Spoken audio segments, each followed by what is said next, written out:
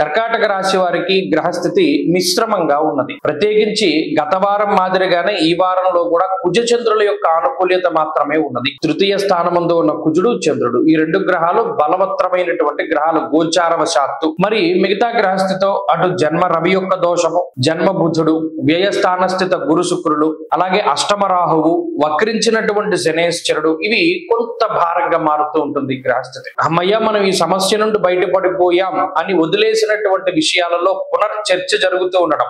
అబ్బు ఈ సమస్య మళ్ళీ వస్తోందా, ఇది తప్పిపోయింది అనుకున్నాం కదా, ఇది దాటేసాం అనుకున్నాం కదా, ఇది మళ్ళీ వెనక్కి వస్తుందా, లేదు మనం ఇది చక్కగా దాటేసాం కదా, మళ్ళీ ఎందుకు పునరావృతం అవుతూ ఉన్నది.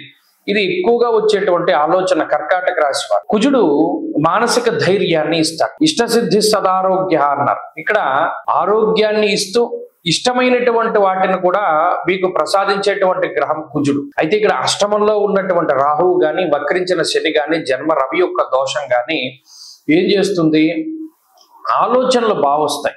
ఆచరణ యోగ్యం కానటువంటి ఆలోచనలు వస్తూ ఉంటాయి. ఇది చాలా గొప్ప విషయం. అంటే మీకు వచ్చిన ఆలోచనలకి మీరు తగినటువంటి శ్రమ చేయలేరు, ఆ పని చేయలేరు. మీరు ఆలోచించడం మాత్రం ఆలోచిస్తారు. నిజానికి అది గొప్ప ఆలోచన అన్న విషయం మీకు ఇతరులకి కూడా తెలుస్తుంది, కానీ దాని ఆచరణలో పెట్టలేకపోవడం అన్నది ప్రధానమైన సమస్య. కారణం దేహార్తి చిత్త సంతాప కాలాతిక్రమ భోజనం.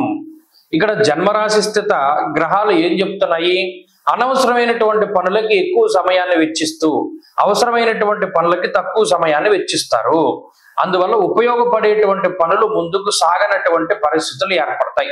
ఇది ప్రధానంగా గుర్తుపెట్టుకోవాలి. కాబట్టి ప్రయారిటీ దేనికి ఇవ్వాలి అనేటువంటి ఆలోచనని చాలా జాగ్రత్తగా గుర్తెరిగి ప్రయత్నం చేస్తూ ఉండడం చెప్పదగినటువంటి సూచన. ఉద్యోగ వ్యాపారాలకి సంబంధించినటువంటి విషయాలు కానీ, ఆర్థిక సంబంధమైనటువంటి వ్యవహారాలు కానీ మధ్యస్థంగానే గోచరిస్తూ ఉన్నాయి. అనగా అంత కష్టం లేదు, అంత సుఖవంతమైనటువంటి జీవితం లేదు, మధ్యస్థంగా వెళుతుంది. ఆకస్మికమైనటువంటి ఇబ్బందులు రావడానికి అవకాశం ఉంటుంది. ప్రయాణాలు చేసేటప్పుడు జాగ్రత్త వహించాలి. విషపూరిత జంతువుల జోలికి సాధారణంగా వెళ్ళకూడదు, స్వయంకృతాపరాధాలు చేయకూడదు.